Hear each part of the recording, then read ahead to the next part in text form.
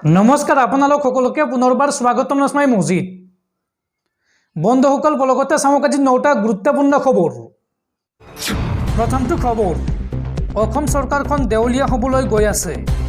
Free আঁচনি দি থাকিলে ৰাজ্যৰ অৰ্থনৈতিক উন্নয়ন হ'ব নোৱাৰে। হিমন্ত চৰকাৰৰ বিৰুদ্ধে এইবাৰ সৰব হৈ পৰিল সদৌ অসম ছাত্ৰ সন্থাৰ সভাপতি উৎপল শৰ্মা।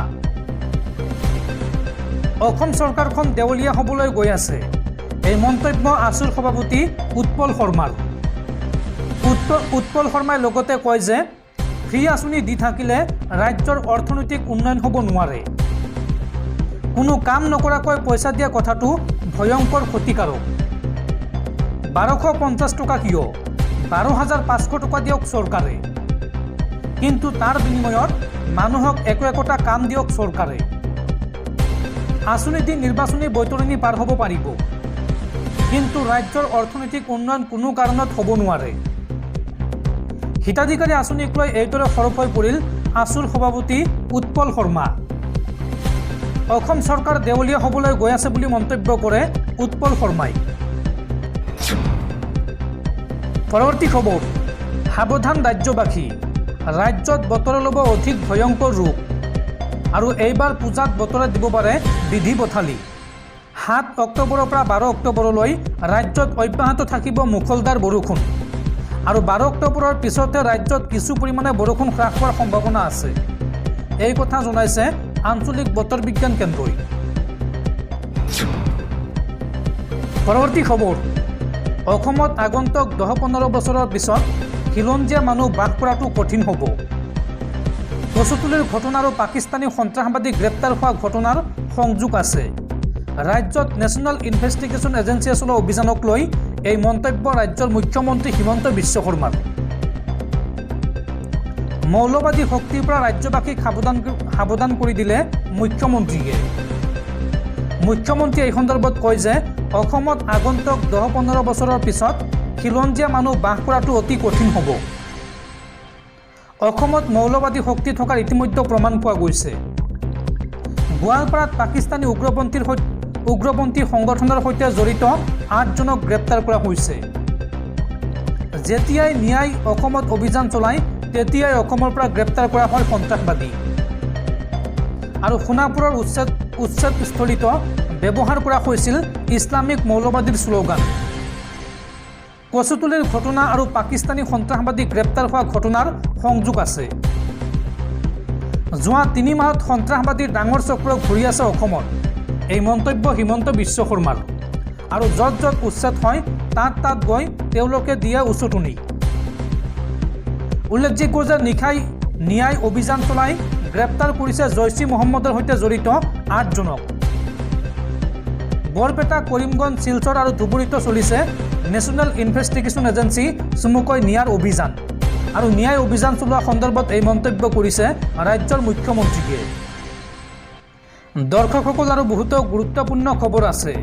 তাৰ আগতে আপোনাক জনাওঁ যে যদি আপুনি এতিয়ালৈকে এইটো ভিডিঅ'ত লাইক কৰা নাই তেন্তে এতিয়াই ভিডিঅ'টোত লাইক কৰি দিয়ক, আৰু এনেকুৱা ধৰণৰ ভিডিঅ'সমূহ নিতৌ চাবলৈ চেনেলটো ছাবস্ক্ৰাইব কৰি কাষত থকা বেল আইকনটো প্ৰেছ কৰি ৰাখক।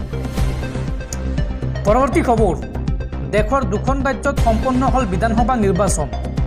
হাৰিয়ানা আৰু জম্মু কাশ্মীৰত সম্পন্ন হ'ল বিধানসভা নিৰ্বাচন, আৰু নিৰ্বাচন শেষ হোৱাৰ পিছতে প্ৰকাশ পাইছে এক্সিট পোল। এই এক্সিট পোল অনুসৰি এই 2খন ৰাজ্যৰ নিৰ্বাচনত এইবাৰ পৰাস্ত হ'ব বিজেপি। হাৰিয়ানা আৰু জম্মু কাশ্মীৰত চৰকাৰ হ'ব কংগ্ৰেছ মিত্ৰজোঁটৰ। 2 ৰাজ্যৰ নিৰ্বাচনত পৰাস্ত হ'ব বিজেপি। হাৰিয়ানা আৰু জম্মু কাশ্মীৰত চৰকাৰ হ'ব কংগ্ৰেছ মিত্ৰজোঁটৰ।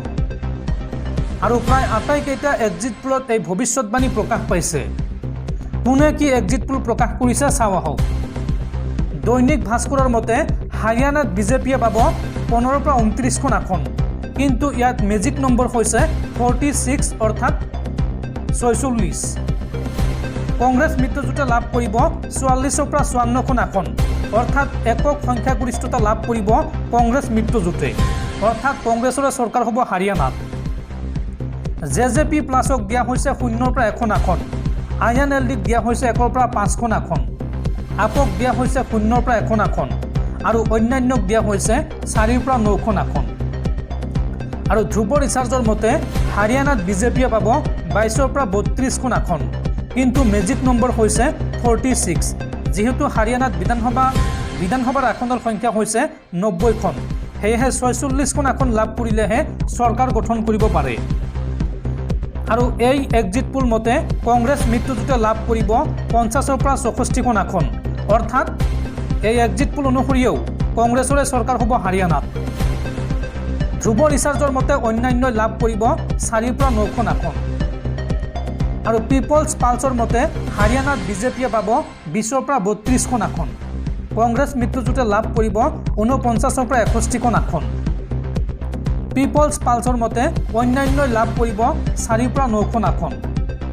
আৰু ৰিপাব্লিক ভাৰতৰ মতে হাৰিয়ানাত বিজেপিয়ে পাব 18ৰ পৰা 24খন আসন, কংগ্ৰেছ মিত্ৰজোঁটে লাভ কৰিব 55ৰ পৰা 62খন আসন। আৰু জেজেপি প্লাছক দিয়া হৈছে 0ৰ পৰা 3খন আসন, আপক দিয়া হৈছে 0, অৰ্থাৎ আপে এখন আসন লাভ নকৰে ৰিপাব্লিক ভাৰতৰ মতে। অন্যান্যক দিয়া হৈছে 2ৰ পৰা 5খন আসন, অৰ্থাৎ যি এক্সিট পোল প্ৰকাশ পাইছে এই এক্সিট পোল অনুসৰি হাৰিয়ানা আৰু জম্মু কাশ্মীৰত এইবাৰ হ'ব কংগ্ৰেছৰ চৰকাৰ। 2খন ৰাজ্যতে বিজেপি পৰাস্ত হোৱাটো এক প্ৰকাৰ প্ৰায় নিশ্চিত। পৰৱৰ্তী খবৰ, আজি ৰাজ্যৰ লাখ লাখ ছাত্ৰীৰ বেংক একাউণ্টত সোমাব চৰকাৰী ধন। আজি মুকলি হ'ব ৰাজ্য চৰকাৰৰ অভিলাষী আঁচনি মুখ্যমন্ত্ৰী নিযুত মইনা আঁচনি। খানাপাৰা পশু চিকিৎসা মহাবিদ্যালয় খেলপথাৰত মুকলি হ'ব এই আঁচনিখন। এই আঁচনি উদ্বোধনী অনুষ্ঠানত উপস্থিত থাকিব ৰাজ্যৰ মুখ্যমন্ত্ৰী ডক্টৰ হিমন্ত বিশ্ব শৰ্মা। আৰু প্ৰথম বছৰৰ আৰ্থিক অনুদান প্ৰদান কৰিব মুঠ 1,59,093 গৰাকী ছাত্ৰীক। ইয়াৰে মাধ্যমিক শিক্ষাৰ 1,01,458 গৰাকী আৰু উচ্চ শিক্ষা বিভাগৰ 57,635 গৰাকী শিক্ষাৰ্থীয়ে লাভ কৰিব এই নিযুত মইনা আঁচনিৰ ধন। পৰৱৰ্তী খবৰ, দেশবাসীলৈ ভাল খবৰ, এতিয়াৰ পৰা বুটাম টিপিলৈ লাভ কৰিব সোণ। দেশৰ ভিতৰতে প্ৰথমটো গল্ড এটিএমৰ আৰম্ভণি। কেৱল নগদ ধন নহয়, এটিএমত থকা বুটামটো টিপিলেই আপুনি বিশুদ্ধ সোণ পাব। দেশত প্ৰথমবাৰৰ বাবে কৰ্ণাটক ৰাজ্যত স্থাপন কৰা হ'ল এই অভিনৱ গল্ড এটিএম। এই সোণালী এটিএমটো কৰ্ণাটকৰ Tumkur merchants credit cooperative society চমুকৈ TMCCৰ এক পদক্ষেপ। সংস্থাটোৱে ইয়াক TMCC গল্ড চিক্কা নামেৰে নামাকৰণ কৰিছে। কোম্পানীটোৰ তথ্য অনুসৰি এই এটিএমত গ্ৰাহকে লাভ কৰিব 24 কেৰেটৰ বিশুদ্ধ সোণৰ মুদ্ৰা। 0.5125 আৰু 10 গ্ৰাম সোণৰ মুদ্ৰা উপলব্ধ হ'ব এই এটিএমত। কেৱল সেয়াই নহয়, বজাৰত বৰ্তমানৰ সোণৰ মূল্য অনুযায়ী গ্ৰাহকে সোণ ক্ৰয় কৰিব পাৰিব। এই অভিনৱ এটিএমৰ উদ্বোধনী অনুষ্ঠানত উপস্থিত থাকে কৰ্ণাটকৰ গৃহমন্ত্ৰী জি পৰমেশ্বৰ আৰু অধ্যক্ষ জয় কুমাৰকে ধৰি বিভিন্ন VIP লোক উপস্থিত থাকে। কেৱল গহনাই নহয়, বিশুদ্ধ 24 কেৰেটৰ সোণ সহজে মানুহৰ ঘৰলৈ পঠিয়াব পৰা যাব বুলিও কোম্পানীটোৱে জানিবলৈ দিয়ে। TMCCয়ে জনোৱা মতে এই প্ৰকল্পটো গল্ড কইন এটিএম লিমিটেডৰ সৈতে যৌথ উদ্যোগত ৰূপায়ণ কৰা হৈছে। সংস্থাটোৰ মতে এই এটিএমৰ সহায়ত যিকোনো ব্যক্তিয়ে অতি সহজে সোণ কিনিব পাৰে। ইয়াৰ বাবে কোনো অতিৰিক্ত খৰচ নাই। Debit card, credit card, QR কোডৰ জৰিয়তে এটিএমত ধন পৰিশোধ কৰিব পাৰিব। জানিব পৰা মতে সোণৰ লগতে ৰূপৰ বাবেও অচিৰে একেধৰণৰ এটিএম স্থাপন কৰা হ'ব। কেৱল সেয়াই নহয়, আগন্তুক দিনত এই কোম্পানীয়ে এটিএমৰ জৰিয়তে সৰু সৰু গহনাও ডেলিভাৰী কৰাৰ পৰিকল্পনা কৰিছে। পৰৱৰ্তী খবৰ, স্মাৰ্ট মিটাৰৰ বিৰুদ্ধে ৰাজ্যজুৰি আছুৰ প্ৰতিবাদ। জিলাই জিলাই চৰকাৰ বিৰোধী শ্লোগান সৌদ-অসম ছাত্ৰ সন্থাৰ। স্মাৰ্ট মিটাৰৰ বিৰুদ্ধে এইবাৰ ৰাজ্য কপালে আছুৱে। ৰাজ্যৰ জিলাই জিলাই আছুৰ উত্তাল প্ৰতিবাদ। চৰকাৰ বিৰোধী শ্লোগানেৰে প্ৰতিবাদ সাব্যস্ত আছুৰ। স্মাৰ্ট মিটাৰৰ জৰিয়তে ৰাইজক হাৰাশাস্তি নকৰিবলৈ আছুৰ আহ্বান। হিতাধিকাৰী সৃষ্টি কৰি ৰাইজৰ পৰা ধন লুণ্ঠন কৰাৰ অভিযোগ চৰকাৰৰ বিৰুদ্ধে।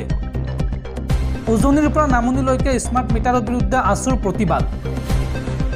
ধেমাজি, গোলাঘাট, লখিমপুৰ, নলবাৰী, গুৱাহাটীতো প্ৰতিবাদ সৌদ-অসম ছাত্ৰ সন্থাৰ। পৰৱৰ্তী খবৰ, ৰাজ্য চলাবলৈ ধন নাই হিমন্ত চৰকাৰৰ। অহা 8 অক্টোবৰত পুনৰ ঋণ ল'ব হিমন্ত বিশ্ব শৰ্মাৰ চৰকাৰে।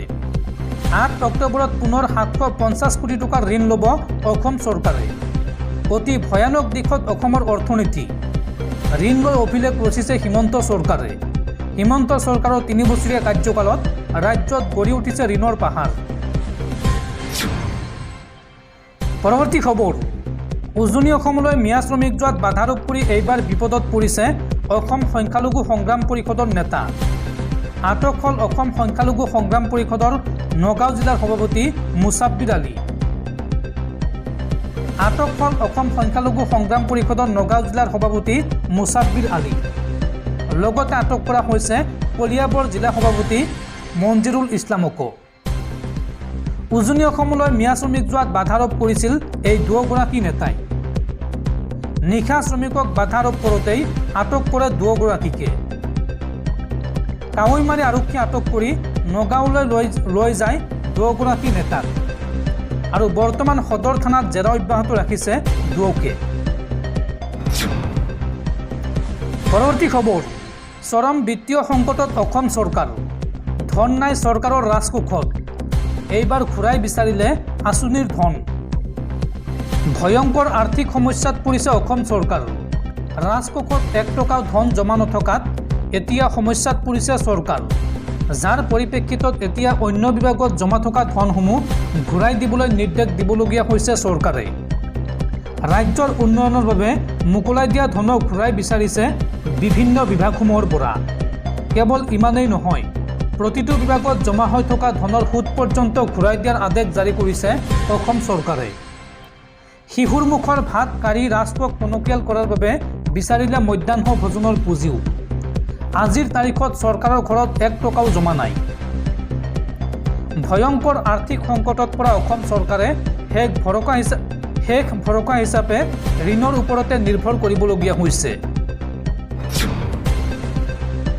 পৰৱৰ্তী খবৰ, পুনৰ বিপদত পৰিছে কংগ্ৰেছ নেতা ৰাহুল গান্ধী। ৰাহুল গান্ধীলৈ আদালতৰ চমন। 23 অক্টোবৰৰ পূৰ্বে আদালতত উপস্থিত হোৱাৰ নিৰ্দেশ ৰাহুল গান্ধীক। মানহানিৰ গোচৰ সন্দৰ্ভত পুনেৰ এখন বিশেষ আদালতৰ চমন ৰাহুল গান্ধীলৈ। উল্লেখযোগ্য যে 2023 চনৰ মাৰ্চ মাহত লণ্ডনত দিয়া এক ভাষণত হিন্দুত্ববাদী মতাদৰ্শৰ বিৰুদ্ধে আপত্তিজনক মন্তব্য কৰাৰ অভিযোগ উত্থাপন কৰি বিনায়ক দামোদৰ সাৱৰকাৰৰ নাতি নাতিনীয়ে বিগত বৰ্ষত ৰাহুল গান্ধীৰ বিৰুদ্ধে দাখিল কৰিছিল অপৰাধমূলক মানহানিৰ গোচৰ। অপৰাধমূলক মানহানিৰ গোচৰ সন্দৰ্ভত পুনেৰ এখন বিশেষ আদালতে এতিয়া ৰাহুল গান্ধীলৈ জাৰি কৰিছে চমন। পৰৱৰ্তী খবৰ, অসম চৰকাৰে প্ৰতিমাহে লোৱা ঋণ সন্দৰ্ভত এইবাৰ প্ৰতিক্ৰিয়া প্ৰকাশ কৰিছে অসম চৰকাৰৰ কেবিনেট মন্ত্ৰী জয়ন্ত মল্ল বৰুৱাই। জয়ন্ত মল্ল বৰুৱাই এই সন্দৰ্ভত কয় যে এখন ৰাজ্যই মুঠ ৰাজ্যিক ঘৰুৱা উৎপাদনৰ 32% ঋণ ল'ব পাৰে। অসমৰ ঋণৰ পৰিমাণ মুঠ GSDPৰ 24% ভিতৰত আছে। FRBM আইন অনুসৰি অসম চৰকাৰে ঋণ লৈছে। ঋণ ল'বলৈ যোগ্যতা লাগে আৰু সেই যোগ্যতা আছে বাবেই আমাৰ চৰকাৰে ঋণ লৈছে।